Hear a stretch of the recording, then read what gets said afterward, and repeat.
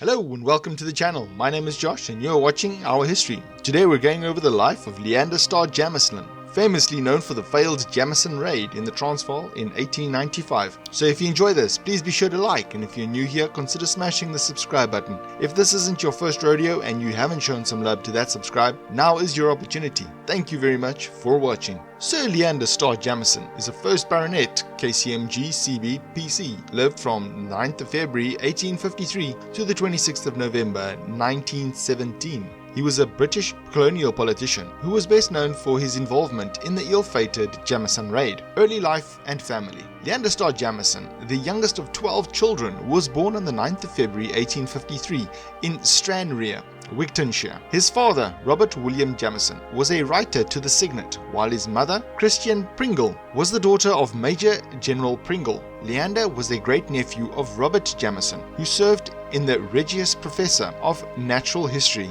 in the University of Edinburgh. Interestingly, Fort's biography of Jameson notes that Jameson's mentor and influential figure was Professor Grant, an aged pupil of his great-uncle and a distinguished individual in the field of natural history. Robert William Jameson was a Scottish advocate turned playwright, poet and editor. He began his career in Edinburgh as a writer to the Signet, but later pursued his passion in writing. He authored the dramatic poem Nimrod in 1848 and Timoleon, a tragedy influenced by the anti-slavery movement. Timoleon was performed at the Adelphi Theatre in Edinburgh in 1852 and received positive reception, leading to a second edition. The Jameson family eventually relocated to London, residing in Chelsea and Kensington. Leander Starr Jameson, a member of the family, attended the Godolphin School of Hammersmith, where he excelled academically and athletically, pursuing higher education.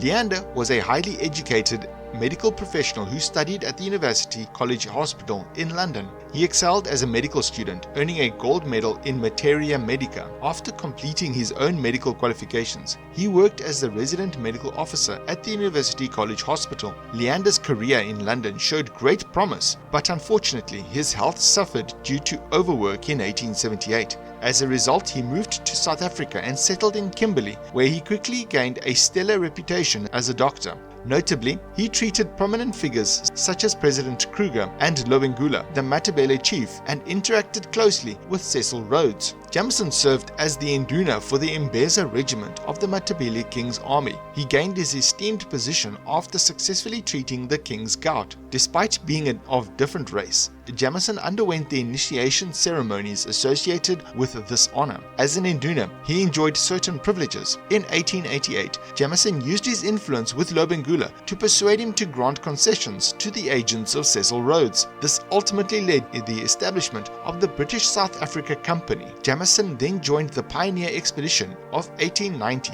Abandoning his medical practice, he became closely involved in Rhodes's ambition in the north, and his future became intertwined with Rhodes's schemes. After the pioneer column had established control over Mashonaland, Jameson, along with F.C. Salou and A.R. Kulkahoon, ventured east to Manicaland. Their goal was to secure the majority of the area, which Portugal was also claiming for the British South African Company, the Chartered Company. This endeavour proved successful, and in 1891, Jameson took over as administrator of Mashonaland. He further exerted his influence in the region during the First Matabele War in 1893. However, Jameson's involvement in the events surrounding the Shangani Patrol ultimately resulted in the tragic massacre of its members. Character. According to Elizabeth Longford, Jameson possessed a remarkable ability to captivate and inspire those around him. Despite his tough and cynical demeanor, people were drawn to him with fervor. His influence over his followers was likened to that of Parnell, an Irish patriot who had similarly powerful hold over his supporters. The Times estimated that Jameson's personal magnetism rivaled that of Parnell. This suggests that Jameson's charm and charisma left a lasting impression and engendered a sense of loyalty among his followers. The Jameson Raid. In 1895, Jameson orchestrated the formation of a private army with the intention of forcibly overthrowing the Boer government in the Transvaal region. Plan involved inciting unrest among foreign workers known as Uitlanders and using their revolt as a pretext to invade and annex the territory. Around the same time, the British South Africa Company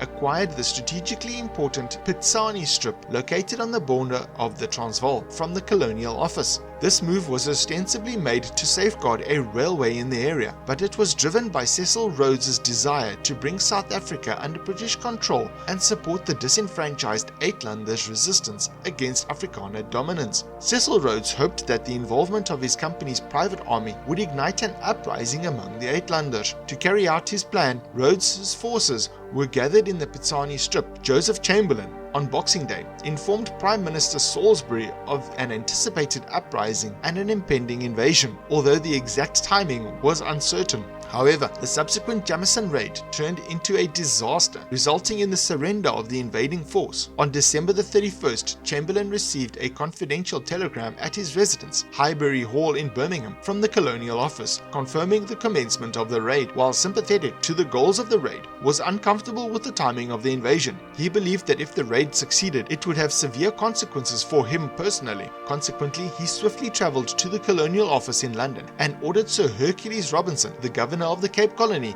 to disavow the actions of Jameson, the leader of the raid. Chamberlain also warned Cecil Rhodes, the Cape Prime Minister, that the company's charter would be at risk if Rhodes was found to have been involved in the raid. The prisoners were eventually returned to London for trial, and the Transvaal government received substantial compensation from the company. Jameson himself faced trial in England, during which he received significant praise and admiration from the press and London society. The Jameson Raid Trial. The Jameson raiders, led by Dr. Jameson, arrived in England in February 1896. They were facing prosecution under the Foreign Enlistment Act of 1870, specifically by the case of R.V. Jameson, Willoughby, and others. The initial phase of the legal proceedings involved several months of investigation at the Bow Street Magistrates Court. Subsequently, the trial at bar, which involves a panel of judges rather than a jury, commenced on the 20th of June 1896 at the High Court. This trial lasted for approximately 7 days. Dr. Jameson was ultimately found guilty and sentenced to imprisonment for 15 months as a first-class misdemeanor. However, due to illness, he was released from Holloway Prison in December of the same year. Later, political career. After the raid incident, Jameson managed to have a successful political career. In 1903, he became the leader of the Progressive British Party in the Cape Colony.